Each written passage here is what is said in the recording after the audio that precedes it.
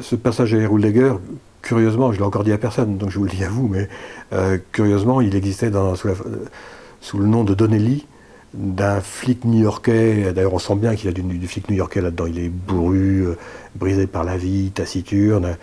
Et dans deux de mes précédents, pas bouquins parce qu'ils ne sont pas inachevés, mais écrits antérieurs, il y avait un Donnelly, une fois dans une histoire qui se passait à New York, une fois dans une histoire qui se passait à Paris. Et donc j'avais ce personnage qui était là. Et il se trouve que ma même plus jeune fille qui est à Buenos Aires parraine un filleul en Mongolie depuis très longtemps sur son argent de poche. Et un jour, elle nous a dit « J'irais bien voir si l'argent est bien utilisé, j'irais bien rencontrer mon filleul. » Donc on a monté un beau voyage en Mongolie, on est resté 5 semaines. Et là, d'un seul coup, il y a eu la conjonction de 3 choses. Ce personnage, ce flic qui existait déjà, dont je voulais faire quelque chose, avec la nécessité de construire un polar dans mon fameux défi de 2 bouquins par an. La deuxième chose, c'était l'éclatement, au sens du feu d'artifice du polar nordique, avec les auteurs nordiques, suédois, islandais, etc. Et la troisième chose, c'est qu'en dehors d'une passion pour le Brésil que j'ai, une passion folle du Brésil où j'ai vécu longtemps en forêt, j'ai une vraie passion pour les pays à l'atmosphère minérale. C'est-à-dire que j'ai une vraie passion pour la Patagonie, j'ai une vraie passion pour l'Alaska, j'ai une vraie passion pour l'Islande où j'ai beaucoup voyagé, séjourné et travaillé sur des volcans. Et quand j'ai découvert la Mongolie, c'est devenu une évidence. C'est-à-dire que la Mongolie, c'est tout ça. La Mongolie, c'est l'Alaska, plus la Patagonie, plus l'Islande, plus les nomades et les Mongols. Et donc, au retour de ce voyage, qui date de 2009, il est devenu évident que j'écrirais quelque chose qui se passera en Mongolie. Héroul-Léguer, c'est un drôle de titre. C'est le nom du personnage. Et en fait, c'est à la fois un nom et un prénom. Et je vais vous expliquer pourquoi, parce que c'est vraiment très très particulier à la Mongolie. Là-bas, tout le monde s'appelle encore par son prénom. Donc Héroul-Léguer, c'est un prénom. La quasi-totalité des prénoms mongols sont composés de 2 mots ou 2 notions. Souvent, c'est un peu guerrier pour les hommes. Hein. Pour les femmes, c'est pratiquement lune de miel, steppe de rosée.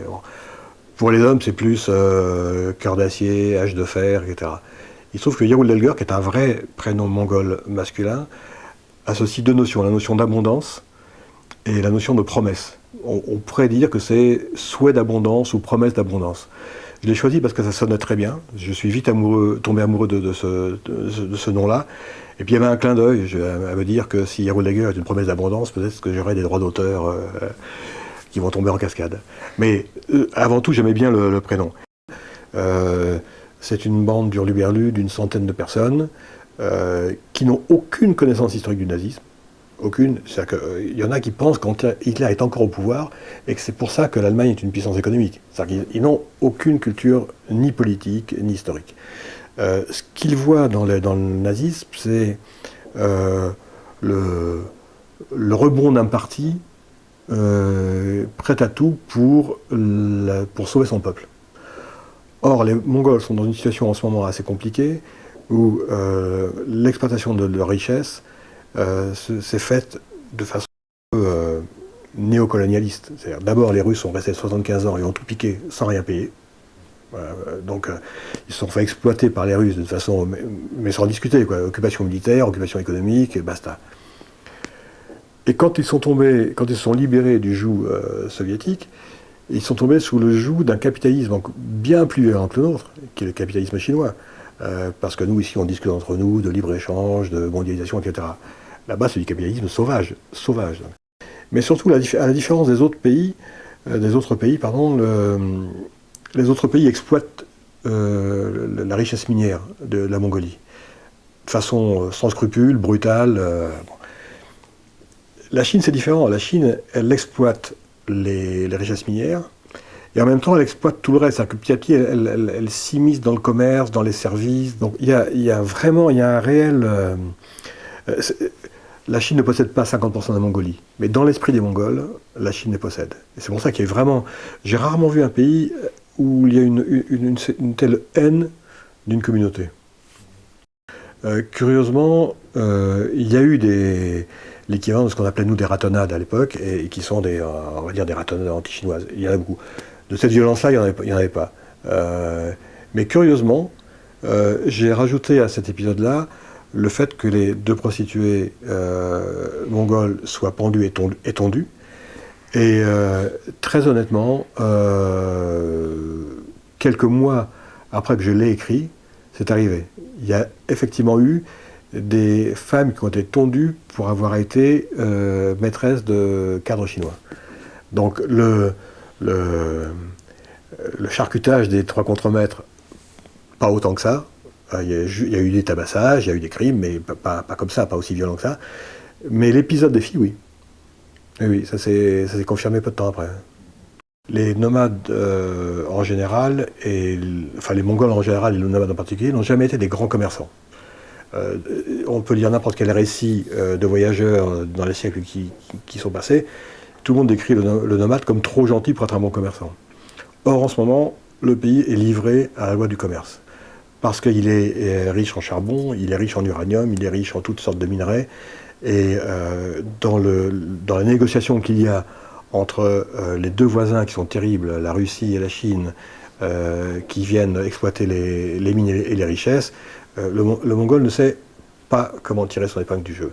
Et donc c'est toujours au détriment des traditions. C'est ça, c'est plus que la parabole devant la yourte. Parce que les Mongols ont évolué, hein, et ils sont passés, avant il n'y avait pas de bouquins, ils ont trouvé des bouquins, puis ils ont écouté la radio, puis ça ne change rien au fondement même du côté nomade. Ce qui change, c'est cette notion de propriété, et cette notion que, pour une fois, la terre n'appartient plus à tout le monde. Bon, les Mongols ont quand même conquis un tiers des surfaces habitées du globe, quoi. Et bien, contrairement à ça, c'est un peuple, à l'heure actuelle, extrêmement gentil, et même trop gentil. C'est-à-dire que, quand je dis trop gentil, c'est qu'il subit cette notion d'occupation économique par les Chinois ou par les Russes, il subit cette corruption qui permet à des industriels coréens ou japonais de venir faire des raids dans des lieux qui sont non seulement des parcs nationaux, mais très souvent des lieux sacrés. Parce que le chamanisme mongol accorde une valeur pratiquement à chaque montagne. Et on n'a pratiquement jamais eu de rébellion, à part au début des années 2000, une révolte un petit peu liée à la corruption. Non, je trouve que c'est une société qui devrait apprendre à revendiquer, à se rebeller un petit peu. Et c'est d'ailleurs très curieux, parce que maintenant, vous avez une ville comme Oulan-Bator, qui est une ville absolument spectaculaire. Donc, la ville la plus polie du monde quand il n'y a pas de vent. Quand il y a du vent, elle est magnifique. Enfin, elle n'est pas magnifique, c'est pas une belle ville, mais elle est très pure. Vous avez une sorte de dédain post-soviétique qui consiste à mépriser tout ce qui était soviétique, et donc à le laisser se déliter, sans le détruire. Donc ça se délite, mais ça existe encore. Il y a des immeubles qu'on laisse tranquillement s'effriter.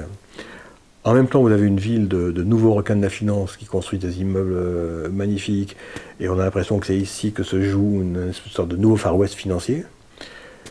En même temps, vous avez les touristes de passage du transmongolien qui passe de Sibérie en Chine et qui s'arrête par Oulan-Bator, des meutes de gens voyageurs qui s'arrêtent pour une étape de passage. Et puis, vous avez tous les routards, tous les vieux beatniks, les anciens hippies ou les néo-hippies, les nouveaux, appelons comme vous voulez, qui allaient avant jusqu'à Katmandou, et que maintenant que Katmandou n'est plus une destination spectaculaire, ou en tout cas pas aussi facile qu'elle était, continuent jusqu'en Mongolie pour retrouver tous les temples que petit à petit la culture fait renaître, et qui sont d'une certaine façon très proches de l'origine de la spiritualité bouddhiste. Et donc, c'est pour ça qu'il faut y aller. Il faut y aller, parce que surtout, je ne voudrais pas que le bouquin donne une mauvaise idée de la Mongolie. La partie sombre, c'est la partie polar. Il y a effectivement une petite partie de prospective sur ce que ça va devenir, qui est pas forcément optimiste, mais qui ne va pas forcément se dérouler comme ça. C'est mon opinion au moment où j'écris le bouquin. Mais il y a tout le reste. Il y a la gentillesse absolue des nomades, l'hospitalité que je n'ai connue nulle part ailleurs, et pourtant j'ai beaucoup voyagé, hein, nulle part ailleurs, des paysages à couper le souffle, vraiment à couper le souffle, une faune spectaculaire, des traditions, c'est un pays qu'il faut voir, quoi, il faut voir.